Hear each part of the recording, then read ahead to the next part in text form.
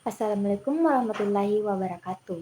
Perkenalkan, nama saya Nur Pasira dari Prodi Administrasi Publik Reguler 1, NIM 230222029.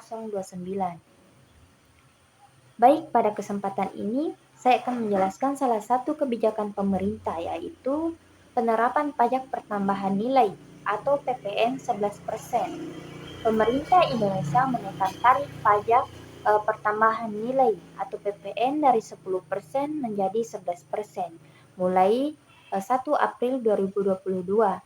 Kebijakan ini tertuang dalam Undang-Undang Nomor 7 Tahun 2021 tentang harmonisasi peraturan perpajakan.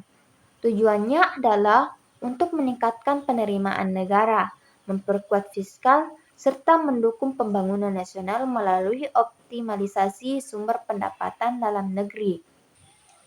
Kebijakan ini menggunakan pendekatan rasional karena pemerintah melakukan perencanaan yang sistematis dan berbasis analisis data ekonomi sebelum mengambil keputusan.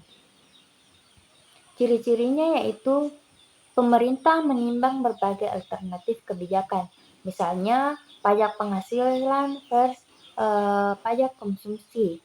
Kemudian menggunakan data makroekonomi seperti inflasi, pertumbuhan ekonomi, dan kebutuhan APBN. Dan mempertimbangkan dampak terhadap masyarakat, serta potensi penerimaan negara secara logis dan terukur.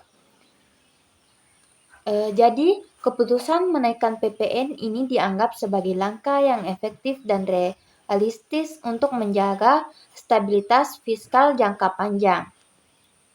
Namun, kebijakan ini memiliki kritik dari masyarakat, yaitu banyak pihak menilai kenaikan PPN ini bisa membebani masyarakat berpendapatan rendah karena PPN dikenakan pada konsumsi barang dan jasa, termasuk kebutuhan pokok. Namun di sisi lain, kebijakan ini memiliki kelebihan. Yang pertama, yaitu meningkatkan penerimaan negara sehingga anggaran untuk pembangunan meningkat. Kedua, mendorong kemandirian fiskal tanpa terlalu bergantung pada utang luar negeri. Ketiga, sistem pajak lebih sederhana dan transparan dengan penerapan digitalisasi administrasi pajak.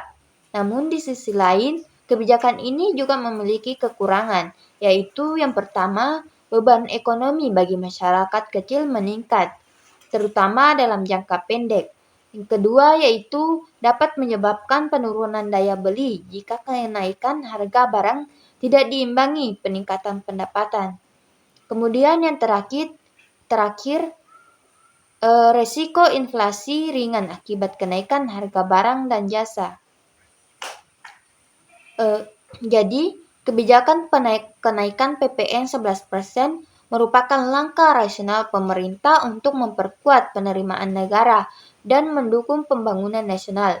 Meski efektif secara fiskal, kebijakan ini memiliki dampak sosial ekonomi yang perlu diantisipasi terutama bagi masyarakat berpenghasilan rendah. Pemerintah sebaiknya menyeimbangkan kebijakan ini dengan, yaitu yang pertama, pemberian subsidi bagi kebutuhan pokok. Yang kedua, insentif pajak bagi UMKM. Dan yang terakhir yaitu edukasi dan transparansi publik bagi masyarakat memahami manfaat jangka panjang dari kebijakan pajak tersebut.